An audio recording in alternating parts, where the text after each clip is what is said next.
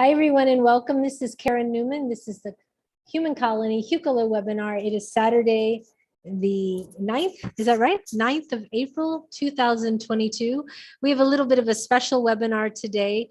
I'm going to be talking based on, we had Dr. Ram on a couple weeks, and he was supposed to be talking about his take on physics in the Tarot, but we had a completely different conversation evolve, which was great. But so many people had questions about reading cards, tarot cards. And for a lot of you that know, that's what I do for a living. I've been a professional psychic and medium for going on 20 years. And I work with tarot and oracle decks and pendulums and my intuition and clairvoyance every day. So I'm happy to share what I've learned over these many years, because it's changed. You know, when you first start reading, it's much different than when you've been reading for a while. You develop your own style, you develop your own lingo and everything like that. And I just want to help people to learn how to read off of the books and learn how to really tune in and tap into their own intuition, because the cards will work with you. They're only a tool. Like Bashar says, they're really a permission slip to help you get in touch into your deeper consciousness of knowing. The cards really don't do anything, but we'll talk about that in just a moment. So, okay, we'll start with an announcement and then we'll have some blessings. So go ahead, Angie. Thank you so much. We have our next Galactic Energy, I say Galactic Energy, Human Colony online class at the end of this month. And so there are several positions or spots still left. We do want to limit it to 20 so that everybody can have an adequate amount of time for learning, asking questions. If you're interested in this class, it's Understanding the Matrix. I did speak with Jim, and he said there's even going to be a little bit more that they're going to touch on. If you're interested in this class, please email classes@hucolo.org. The date of this is Saturday and Sunday, 1:30 to 4:30 Eastern Standard Time. The cost is $150, and it is April 30th and May 1st. Again, if you're interested or have any other questions, classes@hucolo.org, and I will get that information out to you. Thank you. Okay, why don't you go ahead and do a blessing then for us? Okay.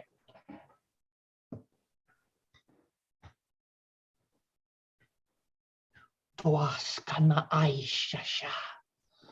Tuasanai Shashia. Tuask Aisha Ana.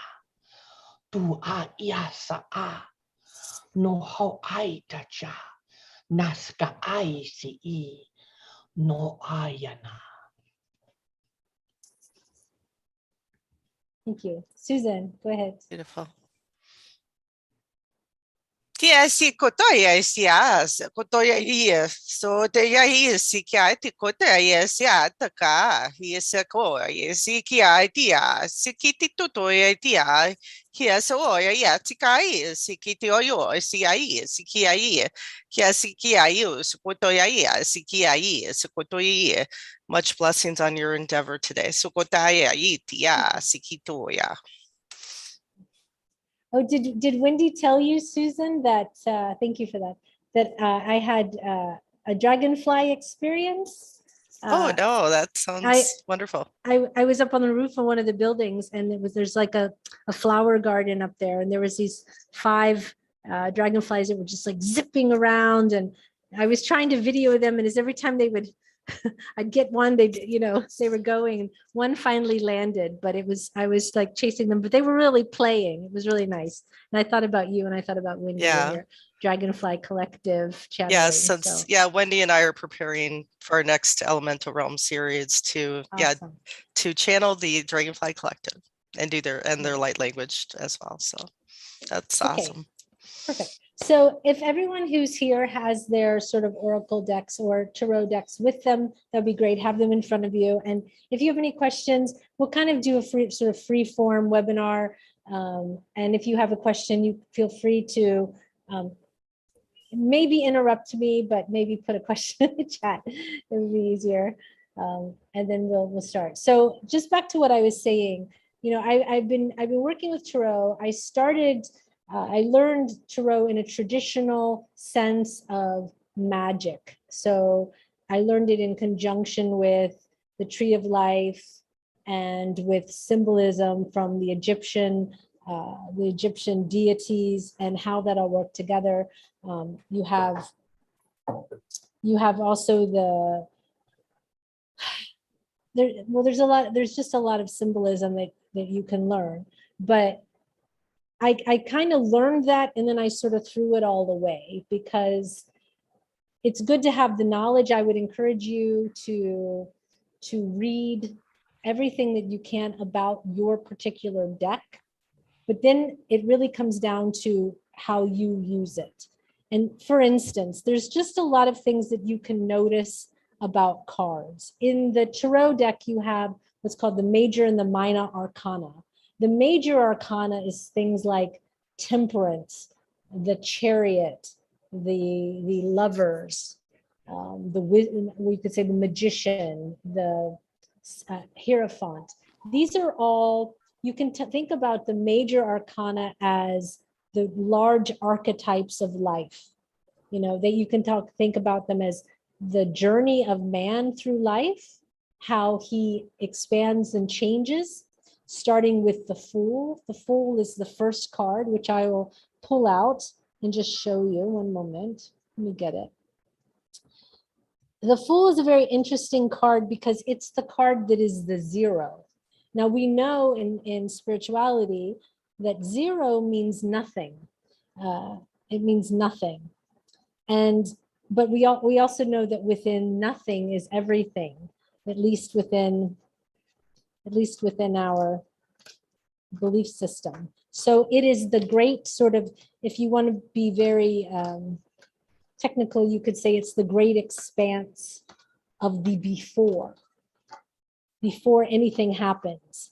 And it's always about starting on your journey, starting on a new endeavor, starting on a new adventure, moving into something new, a beginning. And there's always this hesitation of, do I do this or not? Am I going to jump in willingly, or am I not going to do it? And it's always, and in this card, and this is the Thoth Tarot, you've got the Fool and his heels are sort of up. So he is jumping in freely. But in truly, the symbolism is, am I going to do this or not? And so it could go either way. You could say, no, I'm not going to do it, but I am going to do it. If you think about in spirituality, it's that moment before the Big Bang. It's that moment before God says, yes, I'm going in from non-existence into existence, the world of matter being formed. So just in this card, what I would say that you would notice about it is the freedom with which he goes in, but you also notice the hesitancy. And that's always like in Tarot, if someone is going to start something, when someone says, what's going to happen for my job? If you get this card and they're saying, I'm waiting for this person to call me, are they going to call me or not? This card coming up would symbolize that they're not sure yet. Maybe they are, maybe they're not, but there's a hesitation. And then what would follow it would say whether it's a hesitation or not. So every card has several meanings and several applications. It's not just what it says in the book. It's always how it applies to the situation. But the major arcana talks about these types of archetypes. So for instance, here's the Death card. Well, we know that in Tarot, at least I will tell you, death is not always death. Death is just like within nature. It's an ending. It's the beginning of something else. But death can be very final in the way of, it's not going to come back the way it was before, but it's not scary. If you get the Death card, it doesn't mean someone's going to die, but it is part of the cycle of life. So if you think of the major arcana, these are all things that are within the cycle of life. Yes, Safira, you have a question. I'm sorry. It always takes me a moment from on my. Oh, that's computer. okay. Let me turn you up.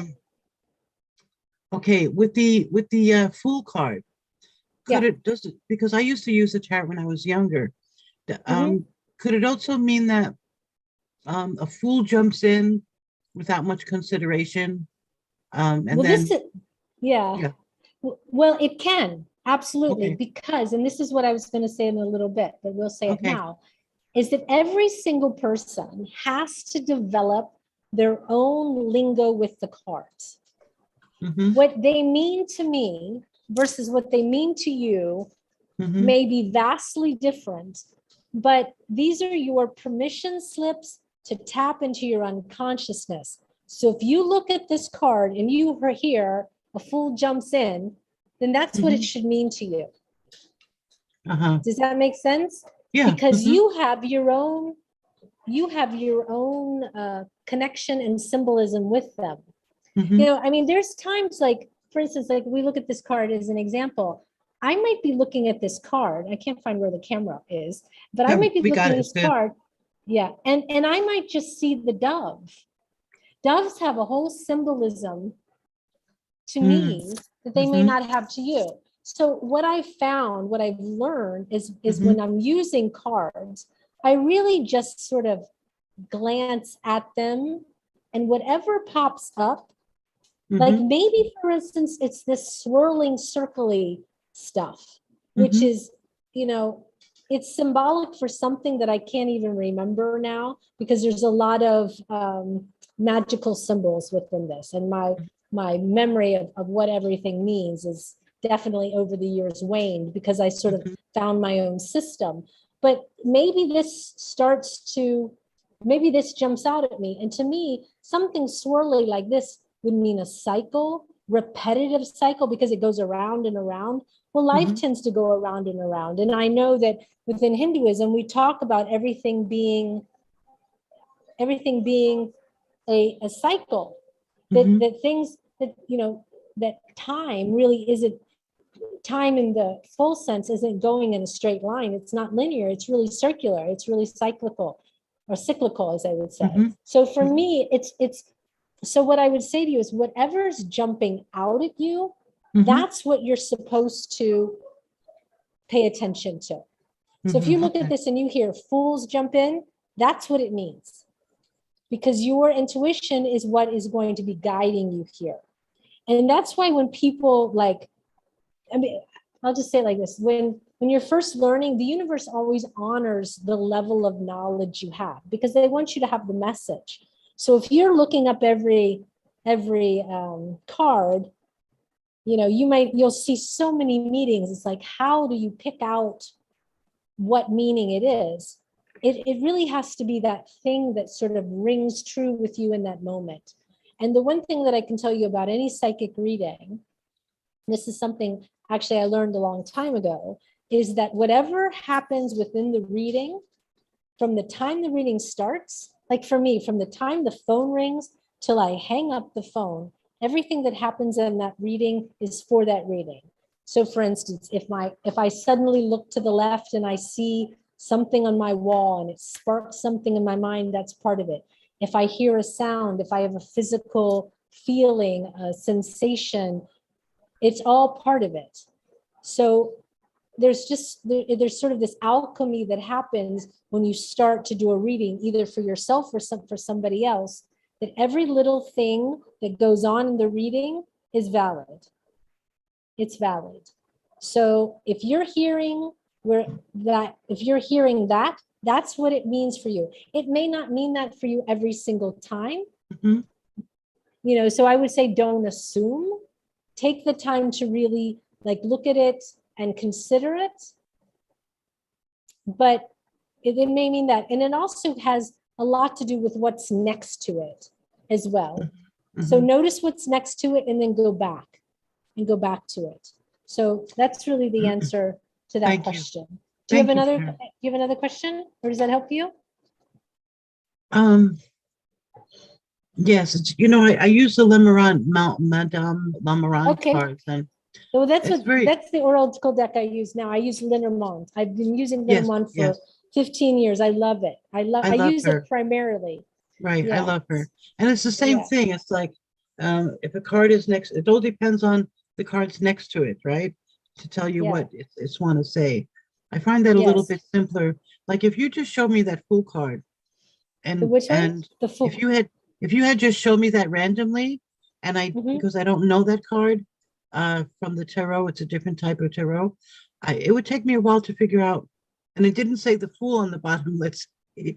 It would really take Well, me a what while I to did figure is out. on Yeah. my cards, I rounded all the edges and I cut off all of the borders, just because that's just that's Oh, what cool.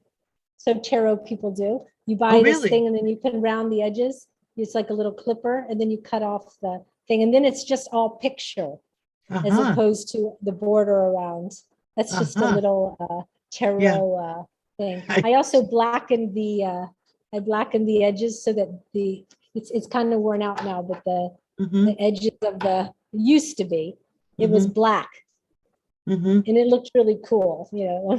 Wow, very good. That's just No, thank that's a you. tarot Yes. thing. Yeah. No, thank you so much for answering my question. You're I'll welcome. Do you have any questions about Lenormand or no? Or not at this um, second? a little bit later, whenever. Okay. Yeah.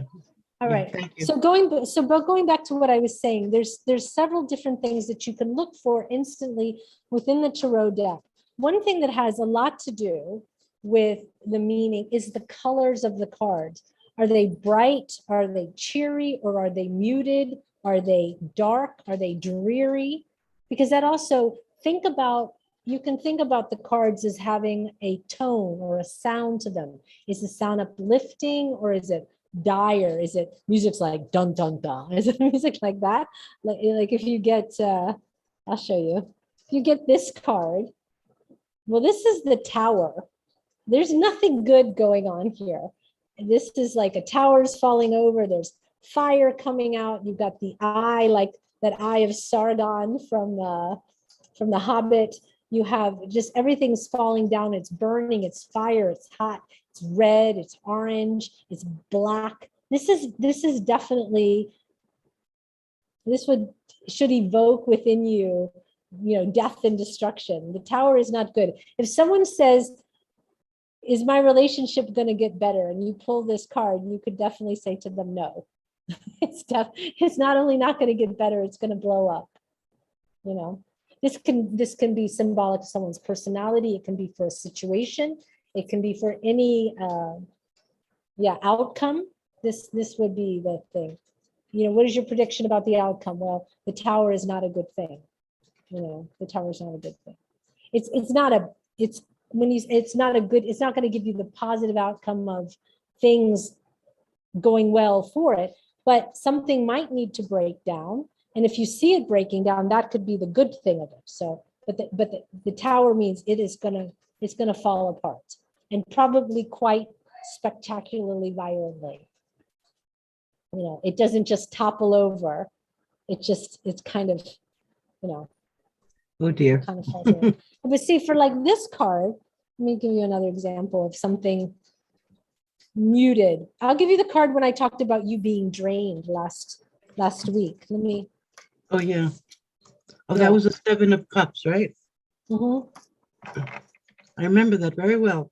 Yeah, It let me wasn't find that. recording, but I remember that 7 of Cups. So for everyone that's listening, we did off camera after the last webinar, we did a readings for Saphira, and I talked about, she had asked me a question. We talked about her energy getting a little drained, and I'm going to show you the card that means that.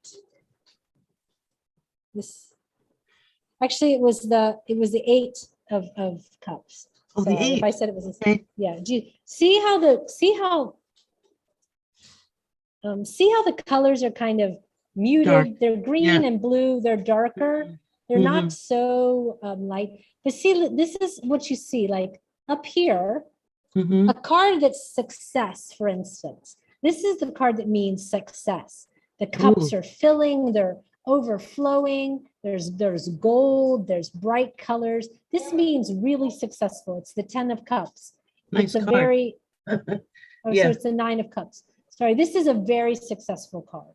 Mhm. But here, you see here that the top cups are empty, The bottom ones are filling into this one, and this bottom one isn't even getting filled anymore. That's why I'm like, you're draining, you're getting drained, everything's spilling off. And it's also a card of lower energy, not having the energy to deal with something. But it's also, cups are water. Water is emotion. Water is meant, it can be mental, but it can also take its toll on you emotionally, right? So that's the other thing to remember. So colors can be very symbolic. And if you don't know anything about what you're looking at the card, look at the color. What emotion does the color evoke from you? You know, does it evoke sadness, happiness, excitement, dread? That's just also something to look. Like, here's the card for abundance. I mean, look at the difference in that one versus the other one that is, you know, about being drained and having everything kind of taken out of you. You know, that's just it's such a different feeling. And the thing that the cards that are the suits, like you have a suit in playing cards, you've got the, you know, what is it, the hearts, clovers, blah blah blah. You have also 4 suits within them. It's called the minor arcana, and those are all cards that are 1 through 10, and then Jack, Queen, King. But they say Prince, Princess, you know, King, Queen. Those are all cards that have to do with how it is right now. They're usually temporary. They're not permanent. Something like the Lovers. If you get the Lovers card, as opposed to the 2 of Cups, which is, you know, union, partnership, love, that's the symbolism of the 2 of Cups. If you get the Lovers card, that means that could be your soulmate. This person could be the one. They're a long-term partner. But if you get the 2 of Cups, that's kind of now. That's kind of right now. This is how the person is feeling now. They're falling in love. They're experiencing, you know, the joy. So that's the difference. If you say, oh, the 2 of Cups, you're falling in love, that does not mean that's going to be the person you marry. That doesn't mean that you're going to have a long-term relationship. It really is the right now. But just like that, just like the draining in that 8 of Cups, that's a temporary situation. I don't expect that you're just going to be drained and drained and drained. I mean, nothing like that happens. So when you talk about the cups, these are emotions. When you talk about the swords, these are mental. This is mental energy. So this card, it means peace. You could also say it means peace of mind. You know, it's peace of mind. If you have the pentacles, which is, or people call them the coins, those coins can mean money, but they're also earth, because it's, you know, it's a tangible earth thing. So like for here you have, this is financial gain. You have the pentacles, you know, and the card before this has less coins, so you're getting more. So but that can also be temporary. People call me all the time and they're asking me, you know, am I going to get a job, or my finances going to get better? You know, but it's always quite fluid. It's never just once it's established, it's just there, you know. And then you have the mental cards I told you are the swords, but that's also representing air. So. Okay. Oh, can you go through each of those? Because I don't. The swords meaning air. What do the other? Okay, let me pull awesome. let me pull the ace of every Yeah. every deck. Yeah. 1 second. Just give me a moment. Of course. Because I use my cards, they're in no particular order. Let me see. They really are not. So, and for some reason, I have no. Do most people call you about romance things? Yeah, about 90%. Wow. Yeah. Yeah. And you know, it's funny, is all through the pandemic, I thought I would get calls of like, you know, what am I going to do? Am I going to be safe? What's happening in the world? Nope. Still, just, does he love me? Is he coming back? When am I going to meet the man that I'm going to be with? I mean, they're all, you know, pretty consistently. Yeah. So, okay, for instance, this is the Ace of Swords. You have, this is the one of, or the Ace of Pentacles. This is the Ace of Cups, and this is the Ace of Wands. Wow. Wands would be fire. This would be fire. This would be like motivation, drive.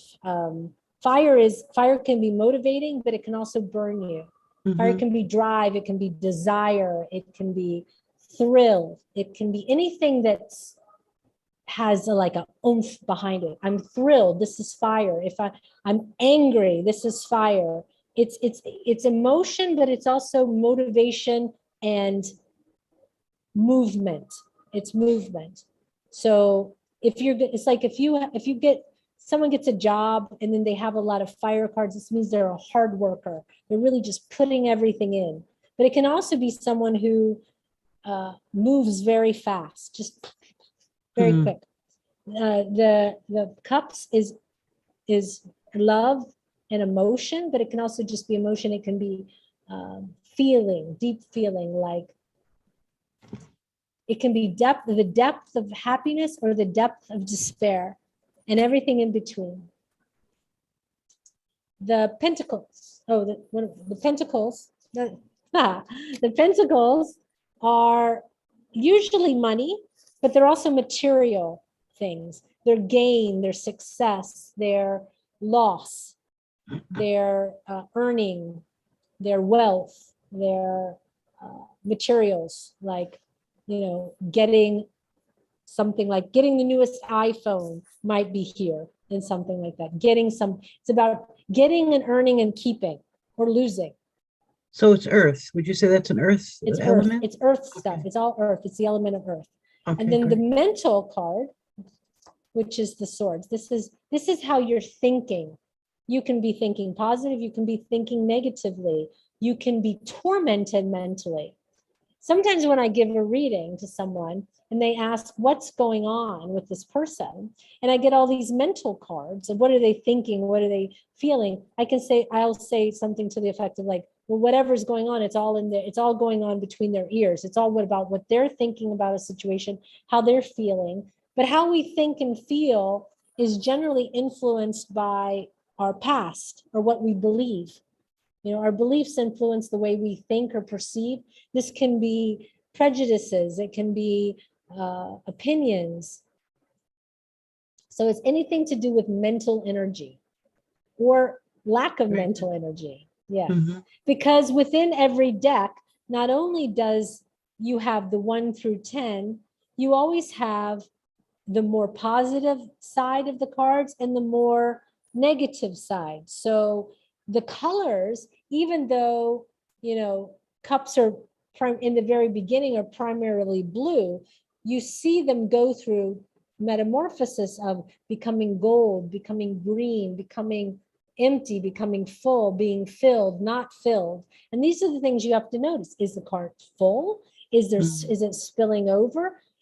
Is the liquid going in? The liquid going in might be a yucky color. That means you're being filled with emotions that are toxic. Maybe you're in a toxic relationship with somebody and you're getting filled with negative influences by that person. Maybe they're, you know, filling your head with lies. Maybe they're narcissistic and they're, you know, telling you terrible things, and it has an effect. You can also notice the cup itself. Is the cup bright and vibrant, or is it like dying? You know, is it squashed? And it's like that also in the Rider-Waite. In any good deck, even if they're using a little bit of a different symbolism, is going to include that range of usage of color and how the cards are designed, because they're all trying to convey, you know, pictures. They say pictures worth 1,000 words. When the tarot, that's really, really the case. You need the deck to talk to you, basically. And that's why a lot of people, I mean, there's a kind of thing where people collect a lot of tarot decks but I would say work with the deck. Find the deck that really like you think, I love this deck, but then really work with it, because you've got to get to know it in order to be able to pull all of the symbolism out. Because what I would do is I would take every card and I would just look at it without looking in any book. And I would, but I would also say I would make a sort of cheat guide of Ace of Cups, emotion, new beginning in love. The ace is always the one. It's always a new beginning, a new opportunity, a new start. It's always something, the beginning of something. So I would look at like the Ace of Cups, and I would say, you can say meditate on it, but I would just look at it and I would just say to myself, what is the emotion I feel when I see this? What are the key words that I see? And I would go through. And I used to write stuff on my cards so that when I would look at them, I could read them. I don't have to do that anymore, but you can write on them so that when you look at them, you get just the key words: new love, new opportunity. This can be also someone starting over and they have a zest for life, but it's just really depends on what is their question. And when someone asks you, this is what I would say to you. If someone does a reading with you and they're like, I just want to know about love. Well, that is like the laziest question ever.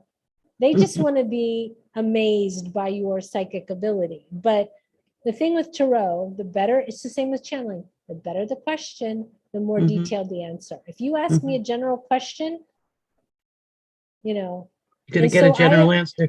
Well, it's a lazy thing. And some people, they want to test you as a psychic. They want to see what you can figure out. And I always just say, I'm not here to I say, I don't want to guess your question and give you the answer to it. Why don't, if you know your question, let's find the question first. So if they say, what about love? Then I'll say, well, are you in a relationship or not? Yes. They'll say there's someone. I'll say, well, are you with this person? Generally, if you say they don't want to tell you, then they're not with the person. So I will just say, well, you're not with this person, correct? Yes. So is then I find the question. Is this person coming back? Yes. I mean, over time, you figure out that a lot of the times that's the question people have when it comes to love. Is this person coming back? Is it going to work out? Are we good for each other? But people in a reading, it's an interactive, co-creation. So they need to also, if they don't know what they want to know, they might be just doing a reading for the novelty of doing it. But that's your chance to inform them of, how to be a good customer, really, so that you can give them what they really are asked, really what they really want to know. And everybody, when they want a general reading, they really don't. They really want to know something. They really do. They really do. Wendy asked the question. Are you still here, Wendy, or you're not? I'll ask her a question. I don't know if I want to answer it until she gets back. She says, I have to step away back as soon as I can. Okay. She was asking about spreads.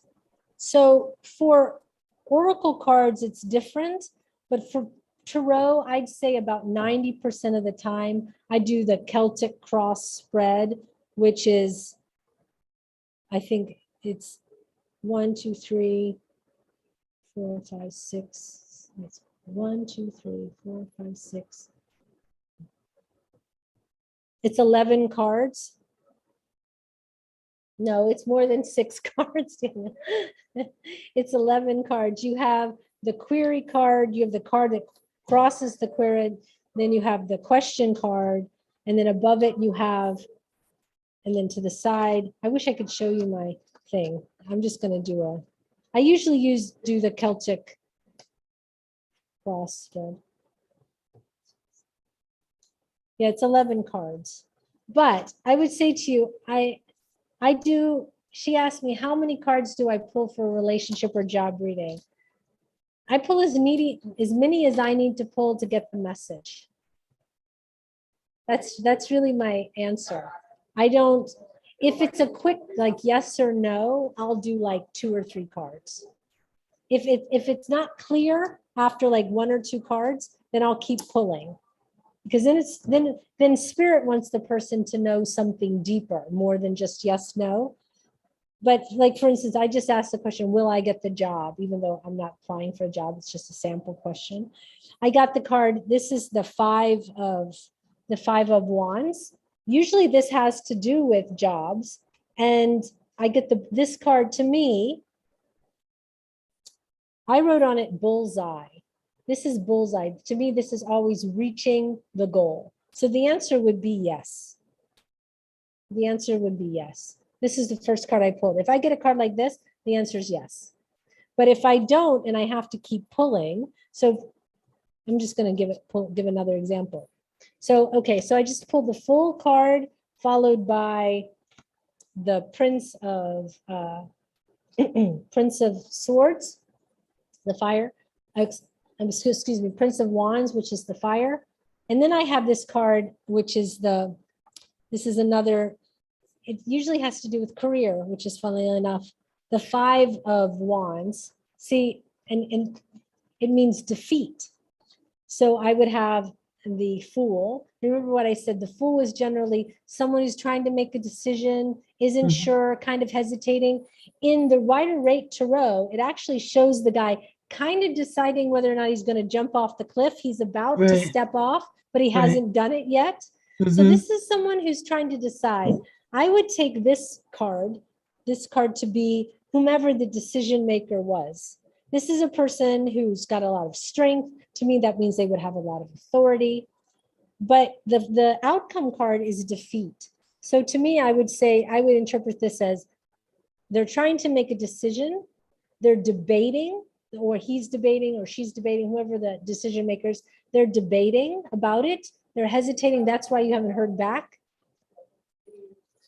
The debating is being done by the highest authority person that's there.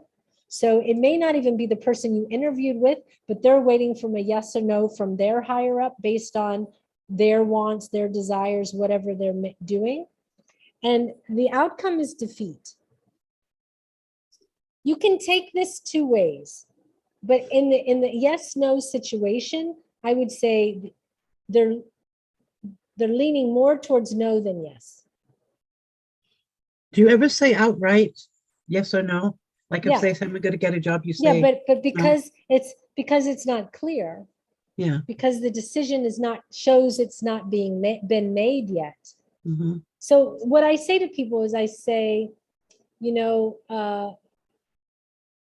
this is what I truly believe. So this is in alignment with my beliefs. Other people may not believe this way, but I don't believe in predestination. I believe that we have choices in every moment, in every situation. I do believe we have opportunities that are presented at certain periods of time, but I don't think that there's any guaranteed outcome. I really don't believe that, because we wouldn't have free will if that was the case. I always say, like, for instance, in relationships, I always say to people that the universe will bring someone to you that they think is like someone interesting for you to interact with, but it doesn't mean that you're going to be together forever. It doesn't even mean you're good for each other, but it just means that the universe says, hey, you and you, see what happens. And then everything else is really up to you after that. So do I say yes or no? A lot of the time, when it's clear, when it's bullseye, yes. When it's not clear, I would rather give the person the percentage of likelihood versus a guaranteed outcome, because I'm reading the cards today. This person, this boss person might be waiting for another interview to happen with another person. Whereas, like, say I interviewed for a job and they weren't 100% sold on me. They didn't hate me, but they weren't like blown away by me. So they wanted to see how the other person performed. At this point, if the other person performs better, then they'll get the job and I won't. But what if that person comes in and just screws up the interview? So there still is the chance, Mhm. but at this moment, the likelihood. And so someone would say, well, how do you know what the other person's going to do? Well, they haven't done it yet. So it's hard to know. Yes. It's hard to know. I would say that it's like sometimes, like if I see a lot of positiveness, or even when you go in for a job, sometimes it's your job to lose or win. You know that you're right for the job. You know that you have the experiences and all the things, but the likelihood is that you would either win or lose the job based on your own interview, but sometimes you just know, this is my job. Sometimes I say to people, this is your job to win or lose. And then there's other times where, they have much less of a chance, but it's not determined. It's not determined, but the likelihood is that they won't get it, the likelihood. And that's what I try to explain to people. And it's not, nothing is 100%. Just like, let's just give an example. Someone's in a place and all of a sudden there's a hurricane. They don't even get to be the interview. Everything's set and then they don't even get to be there. Well, I'm sorry, I could maybe see a delay, but I don't know that it's a hurricane. Or maybe I don't even pick that up. Maybe I'm just looking at the trajectory of how, if things are going, they're going to go. So it's not an exact science, is what I would say. May I ask yeah. I'm sorry. May I ask a quick No. question? Yeah. As COVID was approaching and a lot of people lost their jobs or interviews just were stopped, which is just sort of like what you just reminded me of. Did you see that pattern happening as you were doing reading? I did. No. I can tell you with 100% of certainty, I knew something big was coming, and I knew it in July of 2019. Wow. I knew it in July. And what started happening for me, this is a totally non-tarot related thing, is I started seeing 555 everywhere. Everywhere I would turn, every time I would turn on my computer, every time I would look at a clock, every time I would see any numbers, it was 555. And 555 means change. And 555 can mean very tumultuous change. And the fact that I was seeing and it was striking a bit of fear in me, I was like, what is happening? And I got to where I didn't want to look at anything digital anymore because I knew it was going to be 555. And I got the information that I was going to get stuck in India. And I didn't know why, but I was going to get stuck there. And my friend who was going to be in India, and we usually would stay together, we started planning to be stuck in India. And I said, I just know it. And she's a little bit psychic as well. And she says, I believe you. So we started we bought kitchen stuff for our room so that we would have a way to cook. I'm serious. And this was in July, and we weren't going to India till February. The other thing that happened is around November, and I've talked about this many times, but people maybe didn't pick it up. I couldn't see psychically past March. Interesting. I couldn't feel March. Like after March, it was like everything went white. And like everything went into a stasis. And I didn't understand. And actually the entire time of COVID, I felt like we were in that white static space. And I kept saying, it just feels like one long continuous day. But even in I think it was November of this year, I saw a break in that white cloud, and I saw it coming in March of 2022. I felt like everything was going to lift, and it did, and it has. COVID's still around, obviously, but things are much more normal than they've been in a very long time. So I saw it, and I knew that in December, I was in America and I was at my mother's home. And that's when COVID started in China. And I was dealing with a Chinese company to make these little cork balls that you use for like a yoga massage. And the girl was in one of the provinces that was next to the province where it started. And they were going to close down, like, and they hadn't made my product yet. And she's like, I'm really sorry, but we're going to close down. And I don't know if we can get you this product now that I needed for the yoga festival, which was going to be in March. And I just said, this is it. This is the thing. This is the thing. But then, then the fires in Australia started, if you remember, which everyone was like, that was the worst thing we'd ever seen, right? And then, 2 months later, COVID. So I thought, is it the fires? I wasn't sure. But then it was like, why can't I see past March? So that was that. But no, I did not get that in tarot. I got that all with number symbolism and just this feeling of, not being able to feel past March, and just the knowing that I was going to get stuck. I can show you documentation of text messages back and forth to my friends where we talked about it in July and August, and talking about, well, when we get stuck there, there's all this stuff, So when people were asking during your tarot readings all that time after COVID, and then we're asking about their jobs or love, was it showing up also that things were stuck for them as well?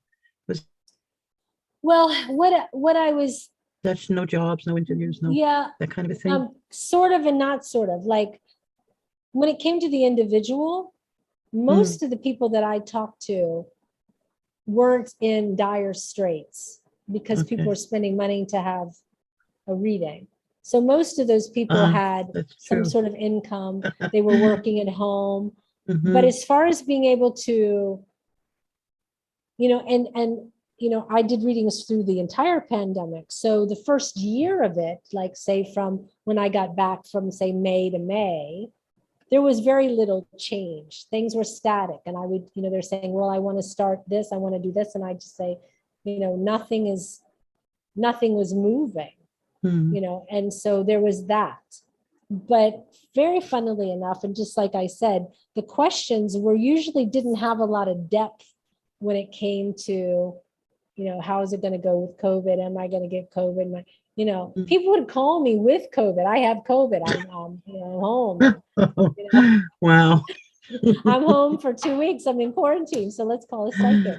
I met this guy online. Yeah.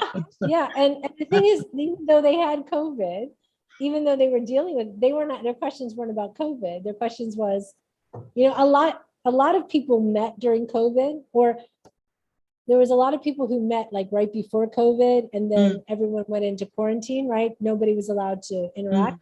So I met this guy and we were about to start dating, and then now we're in COVID. Do you think we're going to ever get together?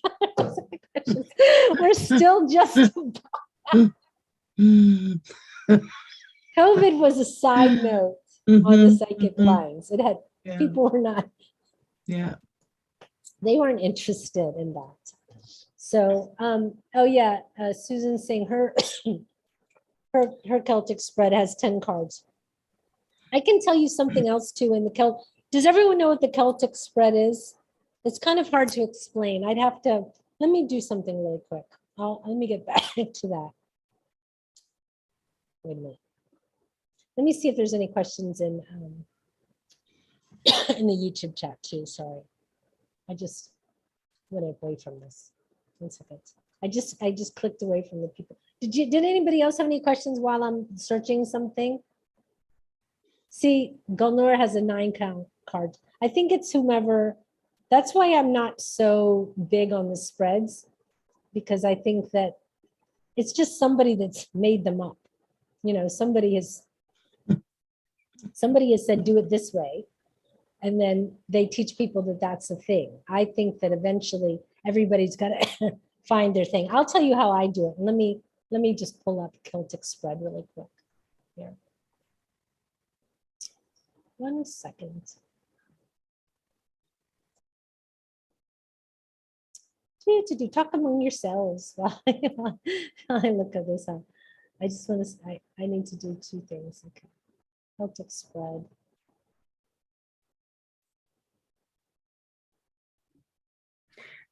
I also wanted to ask if you can recommend a material where we can learn about each symbol on the cards.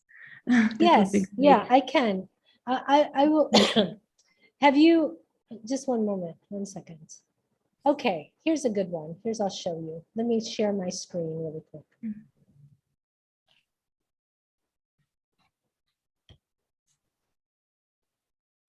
Okay, can everyone see this? Yes. This is a 10 card. I was always taught, just so you see, the first card was always supposed to represent the person. That was the querent. So that's what made it 11. And then the next card was the situation, and the card that crosses it is the challenge. So that's where my 11th card came in. You don't have to put the querent there, but sometimes finding the card that represents the person also has a value because it has some information about them as a person, but I would leave that up to you. You know, you might pull a card that, like, I keep going back to this, you know, card, this 8 of Cups, the card of someone being really drained.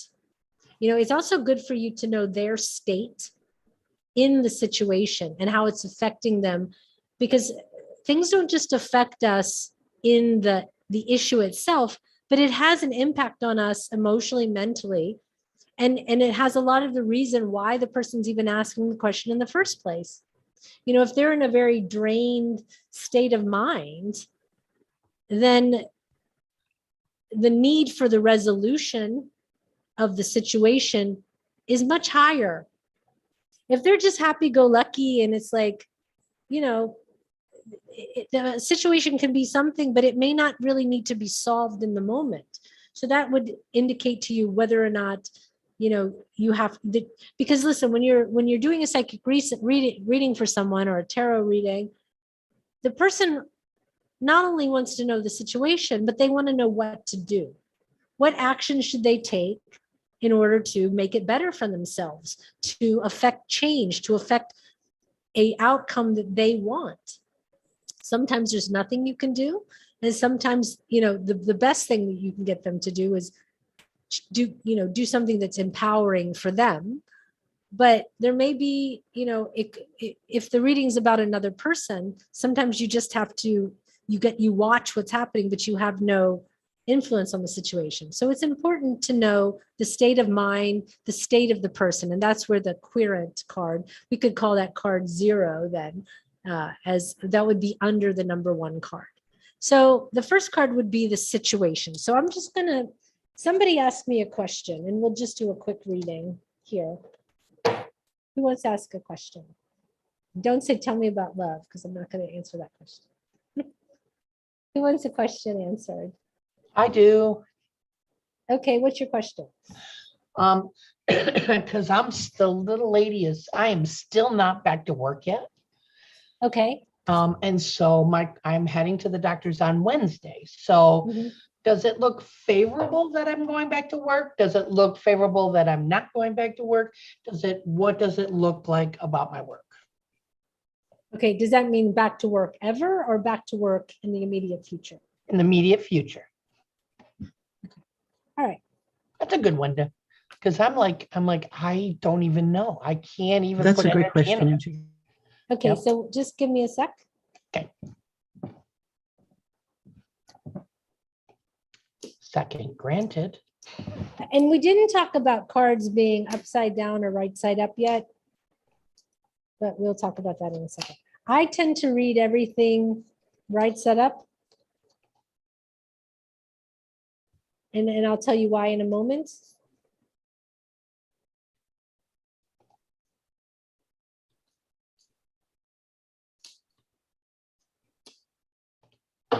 And that's a choice.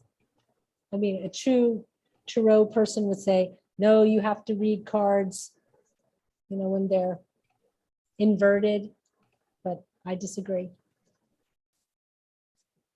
Now I have a successful tarot career, so, you know, screw you. I mean, this is my feeling, and this is just my personal thing. I think life's stressful enough And the worst thing you can do, you know, when someone's at a reading for you, is if they know anything about tarot and they see a lot of cards upside down, they're already thinking, oh crap, the world is ending. I just prefer people to have hope, because there's always hope.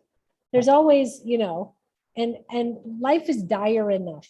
And because I don't live and die by the exact meaning that's in a book, I allow my intuition to inform me, you know, then that's how I read. So this is what it shows, my dear. What's interesting is you're represented by the Ace of Wands, which is a fire card, which means there's this burning desire to start. You want to, this is the new beginning. You're ready to go. You feel ready to go. Karen, pardon my interruption, but you still have the computer screen up versus what you're showing. Oh, okay. Well, I want people to, I wish I could split it. Just one second. Let me see if I can go back and forth. Windows right, Windows left will give you split screen. How do I do that? Oh, Windows yeah, I right can do and that. Windows left. Oh, yeah, good job. Yeah. Good. Aren't you? But I'm not on Windows. I'm on Zoom. yeah, but I'm on Zoom and it won't allow me to do Windows right and left with But my if you picture. bring up the share your screen, you can split your screen. Yeah, but I can't split my screen of what people see me. Oh, I see. So this is the card, is the card representing Angie. This is the querent card. We'll call it card 0. This is someone who is ready to go. And wands represent career. So she's ready to go in her career. She's ready. And I would say, as much as you're ready to go, you're ready to know. Yeah. You're ready to get an answer. So you can move forward, whatever. But also too, that this is something that's like it's a drive for you as well. It's the push. I need to know, I want to know. The question, and I would say, are you going to a male doctor? Yes. Yes. This person's going to, so this would represent the doctor. This is the king of the situation. Right. He is the Absolutely. one that makes the decision. He holds the power, but he's also a gentle soul. He's not a person who's going to push you beyond your limits. He's not going to recommend something that's good for him. He's really going to consider the whole situation with you. He's a good, I would say he's a good, kind person. He's still an authority. He still has the authority of the situation, but so, yeah. So this is the situation that you're going to deal with this person. Okay. Now, what's interesting is the situation, or excuse me, the challenge is the 2 card. So in the reading, when I put it in the cross, now I have a querent card and I have her. This is the challenge. Now, again, what do we talk about? Colors. We talk about how does the card look and make you feel? Well, this is the 10 of Swords. This is not a positive card. The challenge is not positive. This card is called Ruin. And it doesn't mean, this is not the outcome. This is the situation and the challenge as it is. You've gone through a very, very heavy situation. You know, because this is swords, swords cut. This can also be very medical. Sometimes you'll see swords in a reading and it talks about the person has to have some kind of medical procedure, an operation. There's another card that means, you'll see it, like you'll see these swords and they're all like dripping blood. But in a medical situation, that can just mean that you're getting an operation of some sort. Can you come on screen while I'm talking to you? I absolutely can. Thank you. So, so this is the situation as it stands right now. And so the challenge of the situation is that you've had to deal with this very, very heavy, heavy situation. Now, the next card that we have, the 3,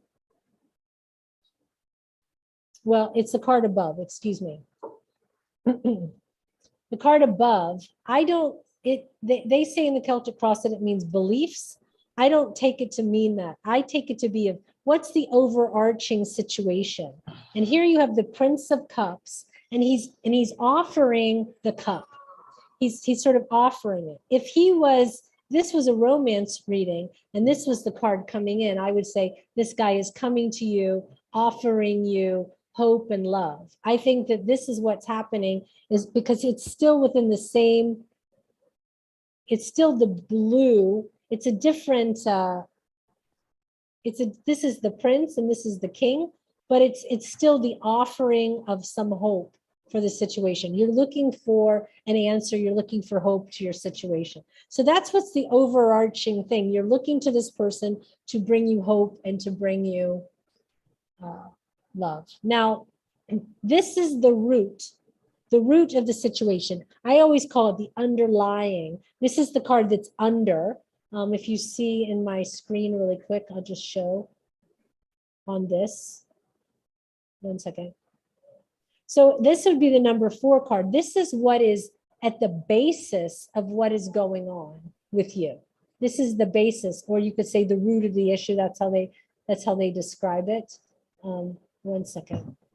Then how do I get away? Oh, stop sharing screen. Okay. So this is the, you could call the king. In my deck, they call him the knight. I tend to still call him the king because it's the highest card. Someone was leaving the room. This is the king or the knight of swords. Swords we know are mental, emotional. The root of the situation is, are you ready to go back? Are you ready? There is a momentum here of this person. This person is zooming in. They're coming in quick. The thing is you are getting better very quickly. But the question is that the person above who's overlooking this king, he's going to decide, are you ready? You want to go, you've got that fire to do it, to start, and you've got the momentum. But because you've been through such heaviness, the question is, are you ready? Now, what's interesting is the card that is, let me share my screen just one more time.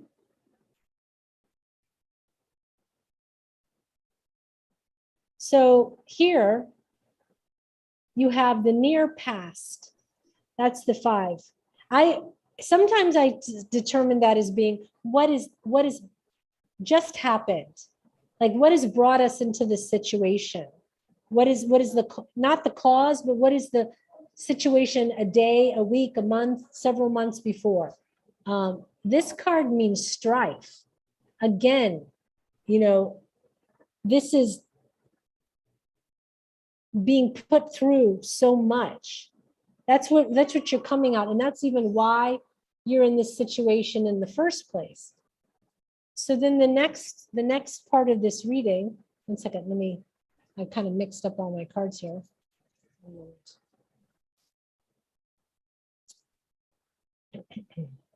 All right, I'm going to share my screen again.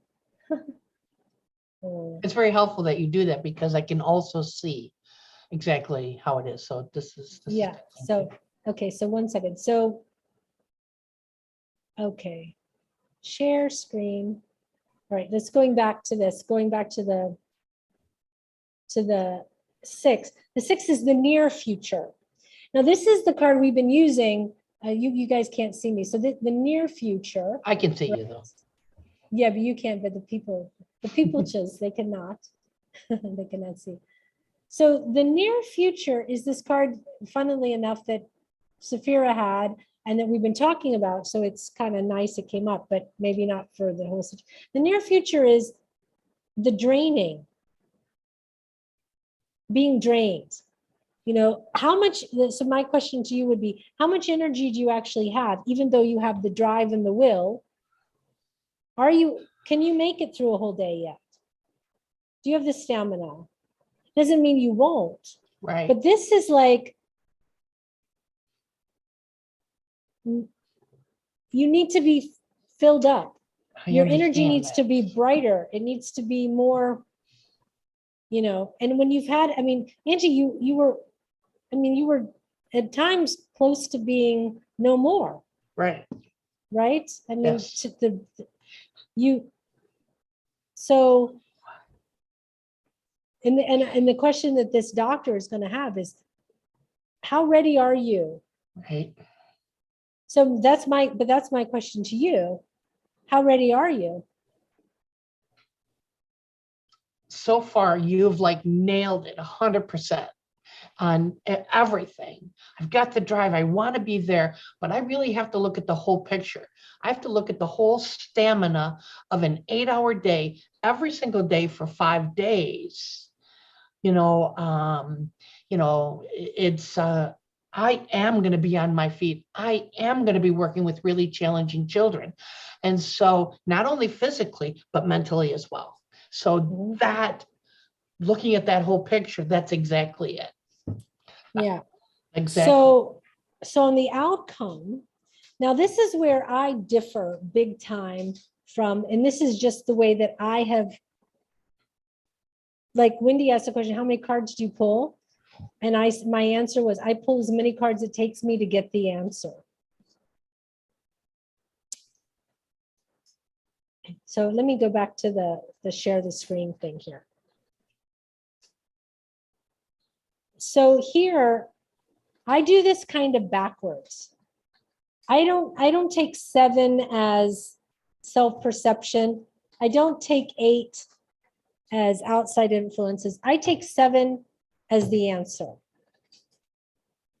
Because people want the answer.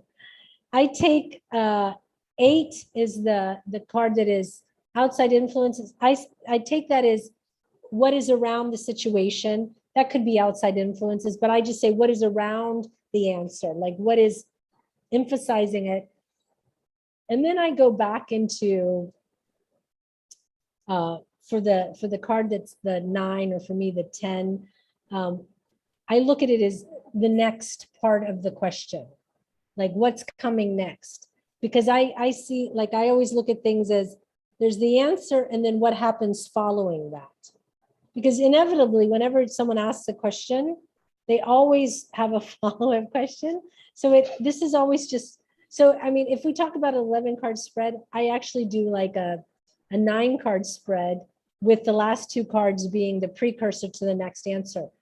And then sometimes I'll pull an 11th card and I'll sit it next to the number 10 and I'll start going down. So then I'll have a 12 that goes next to 9. I just, because like I said, keep pulling until I get the answer. So the card that I get for you that is the outcome, the 7, I have, let me go back out of my screen. And you guys can do it this way too, but this is just something I've developed over time, where if you like this spread the way it is, then stay with it. But I'm going to teach you the way I do it. The card I get is the Hermit. The Hermit is someone, in your case, in this situation, in spirituality, it would be the person that goes into their cave to pray. It's the person who takes time for themselves. It can be an isolation thing, but it can also be a healing time. So my answer to you, when? Not yet. Not quite yet. You're still healing. You're still recharging. You're still building up. I don't think it's going to be tomorrow. I could be wrong, but I don't think so. I can sort of give you I'll start to look, but I kind of feel like it's going to be another month. I think he's going to say, take another month. Maybe not. He might even say, not this semester. You'll be back in September. Right. But the thing is, following it,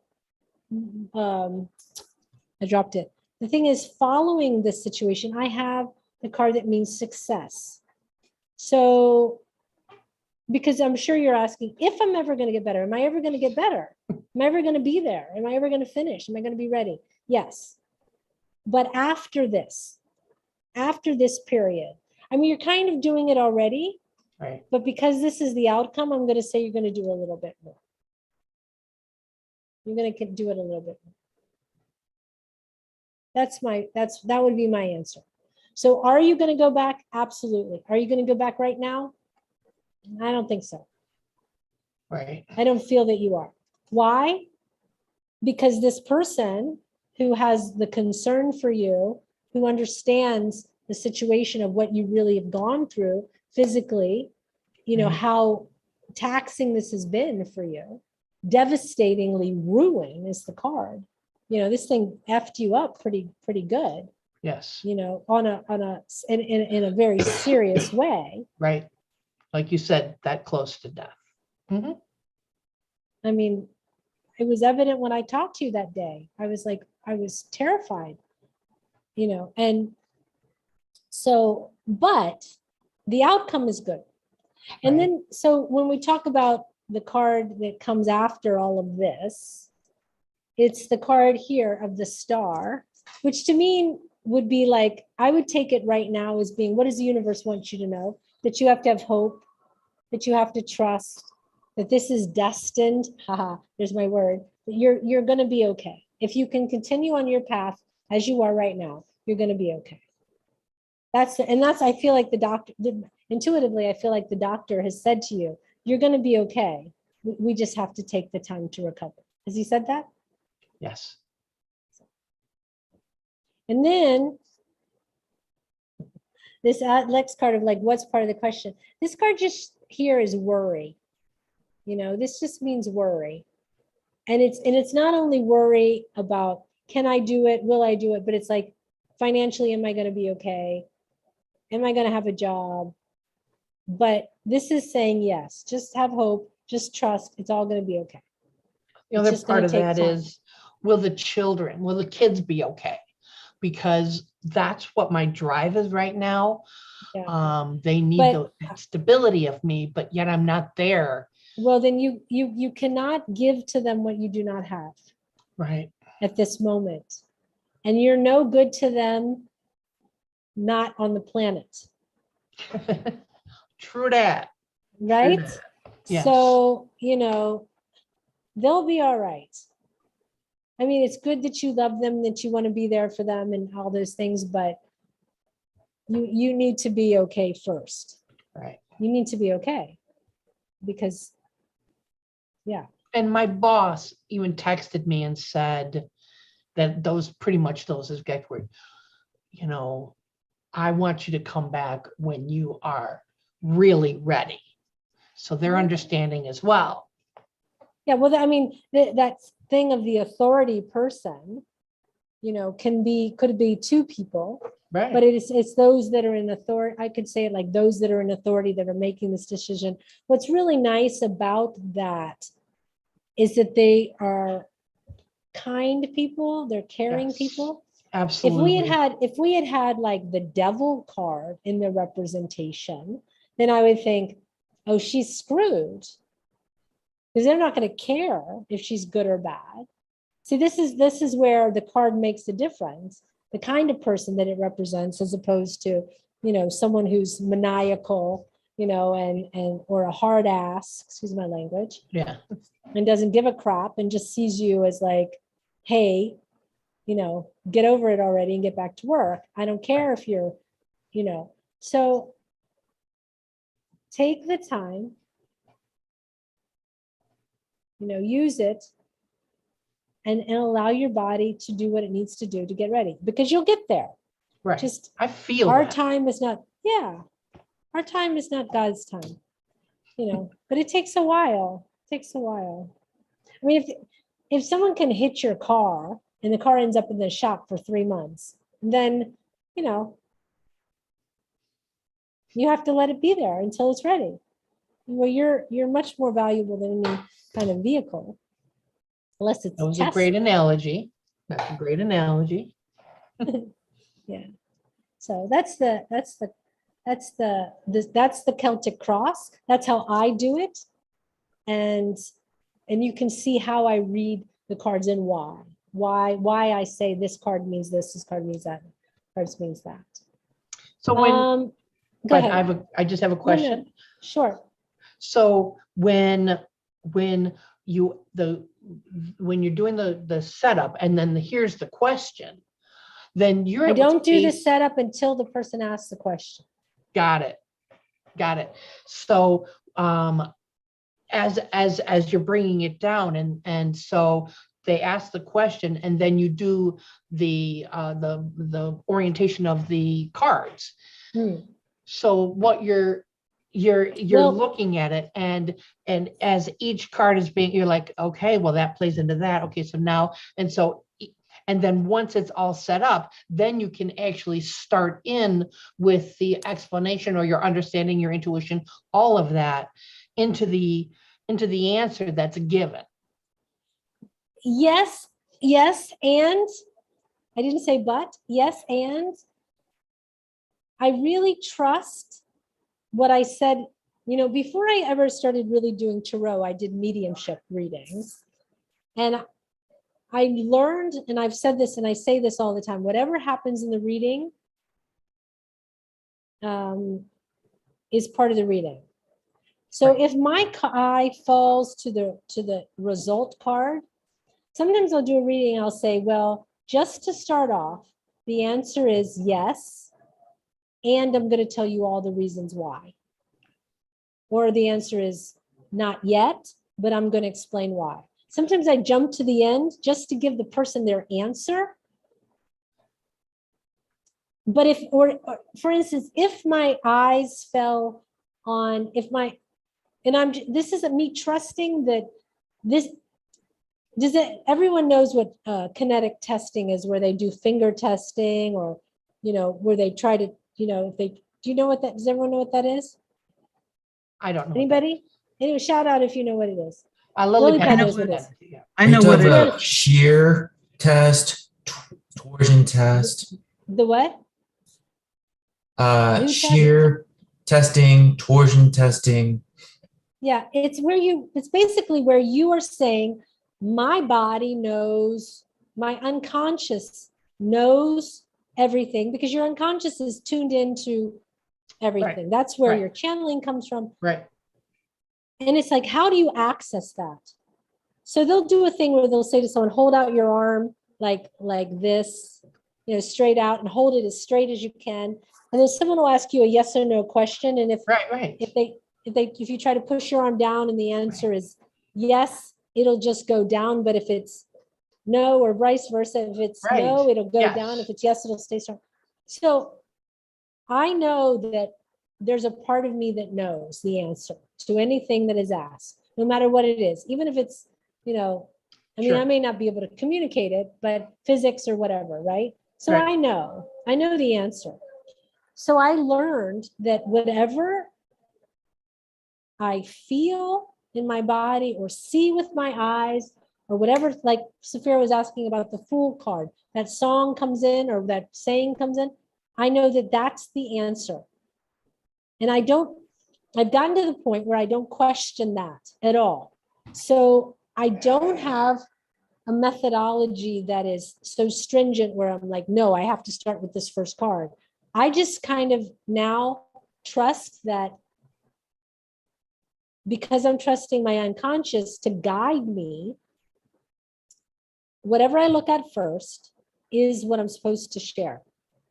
Whatever I feel first. So sometimes I'll just say, my intuition says, because I'm not even looking at the cards. I put them out and I'm just getting all the information. Right. And then I'll look at the cards and I will find the answer within the cards. And for instance, like some of the things I said about the cards, maybe if you look it up, that's not what they say they mean, but that's what they mean for me. That's why you have to spend time with your cards so that you can pull them up and just know. Just know. Like for me, this is the card, the Priestess. This is the card, the Priestess. Now, to me, the Priestess means something, it means a lot of things. But to me, I see a woman holding a veil. I hope and I know that the veil within, spirituality is the Maya, the illusion. So I always take this card as being the veil being removed, the veil being lifted, because she's lifting it. So this means to me, removing the illusion of what you think is going on, versus what's going on. If someone says to me, is my boyfriend cheating on me? And I get this card, I'll say, this is hidden things coming to light. This is things that you can't see being revealed to you. But that's my interpretation of it, because that's how I have learned to perceive it based on what I know. The priestess illumines, she brings light in the darkness. So what I'm saying to you is you have to know your cards, and because everybody has different decks and whomever was the designer of them had their own inspirations, it's your job to tune into that and find your own things. But it's good to start off with a guideline, but I really encourage you to allow your intuition to guide you in the guideline, Yeah.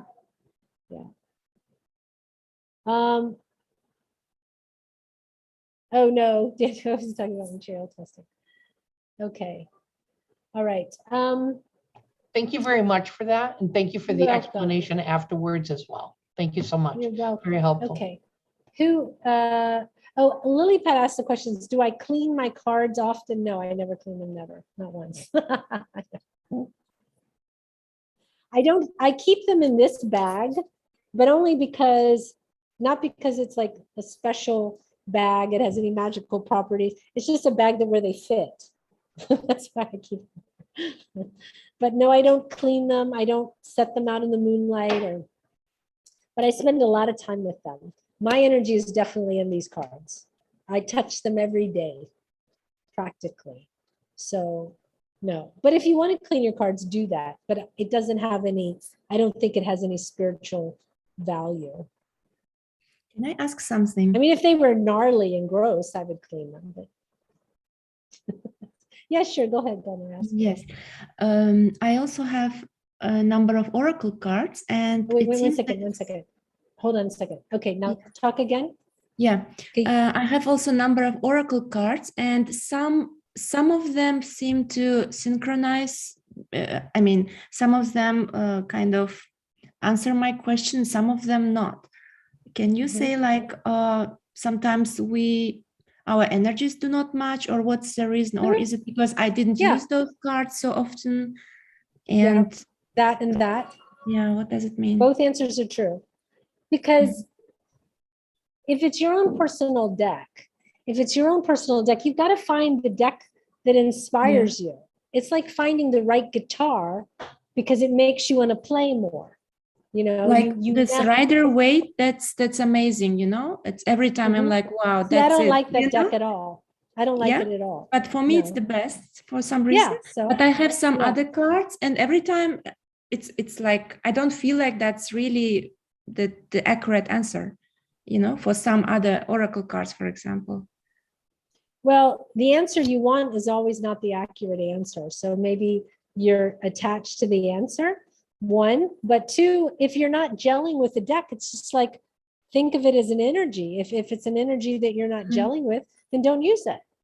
Okay. Yeah. I mean, it's just a feeling. It's just a feeling. It's like I was saying, it's like getting the right guitar because it fits on your body the right way. You love the sound of the strum of it when you hear it. You might love the pictures or the symbology that's on your cards, and you might not like other ones. I mean, I have some decks that I bought and I think, oh, it looks great. And I open up and I'm like, and I just don't relate to it. So I just don't use it. Okay. But I find I don't try to use, I think there's no points for using as many decks as you can. I think if you can know your one deck in and out, upside down, every which way, that's the one you use because that's the one that is going to speak to you the most. It's like having a relationship, it's having a relationship with your, like I use a pendulum all the time, and there's definitely an energy of my pendulum that I trust and I know, and Mhm. I just stay with it. And I've used the same pendulum for 20 years Yeah. because it feels good in my hand. I trust it when it starts moving. I trust the feeling of it. And you have to trust your cards. And that's just up to you to which deck that would be. There's no right answer. You know, there's Okay. no right answer. Yeah. Thank you so Severe, much. got a question? You're welcome. Thank you. Yes. You're muted.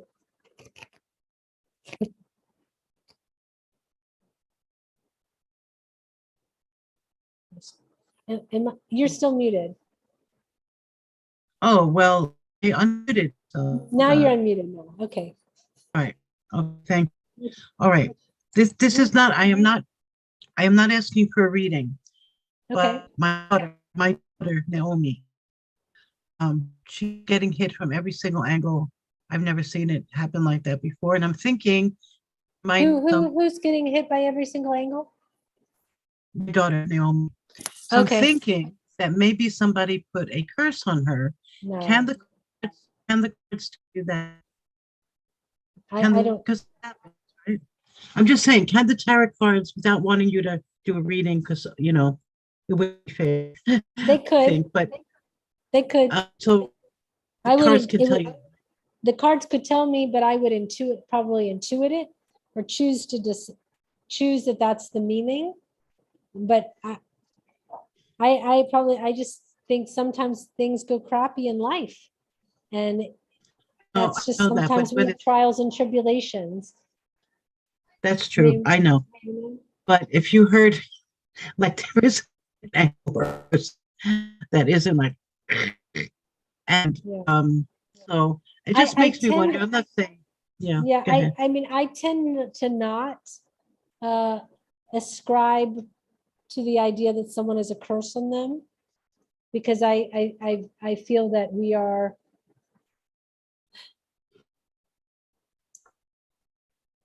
curses are low energy.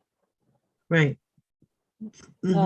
Demons and lower entities are low energy. And if we are dealing with low energies because we have unresolved anger, which can be a low energy, anger, hate, spite, resentment, these are also low energies. Or if we're someone who's doing, drugs, and we're putting ourselves in low situations, it's like if you play in a bad neighborhood, you're going to get what happens in a bad neighborhood. So what my teacher would say is, if you don't want to have these low energies, you have to lighten up. And lighting up means literally raising your vibration, getting into a place of appreciation and joy, despite the circumstance.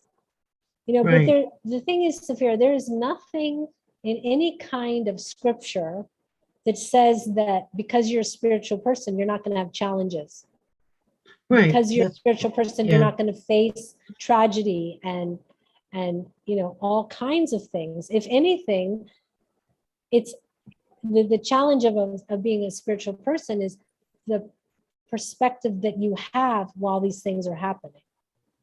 And it's the ability to maintain your sort of center in the face of what's going on. But there's no text of any.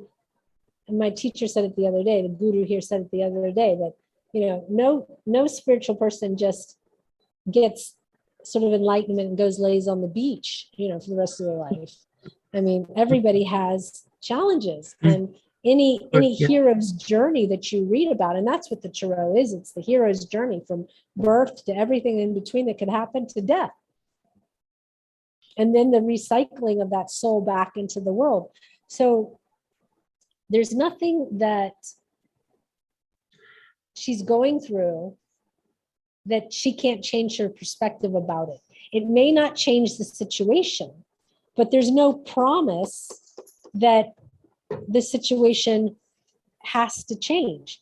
But what has to change is really her perception of it, and maybe her attachment to an outcome, an attachment to something being different or being better. But there's nothing that says, there's nothing that says because you're a spiritual person, you're going to make a lot of money and live an easy life. There's nothing that says that you're not going to face loss and stress and duress and all of those things. We face all of those things constantly, but it's like how, with what perspective do we face them? So Right. if for some reason somebody put a curse on her, I mean, I have the feeling that there's not, people aren't that powerful. If they were that powerful, they could put a curse on her, and they would be like, doing other I realized the things. way I said it sounded very, I'm sorry. I realized the way I No, go said ahead. it sounded very dramatic. Should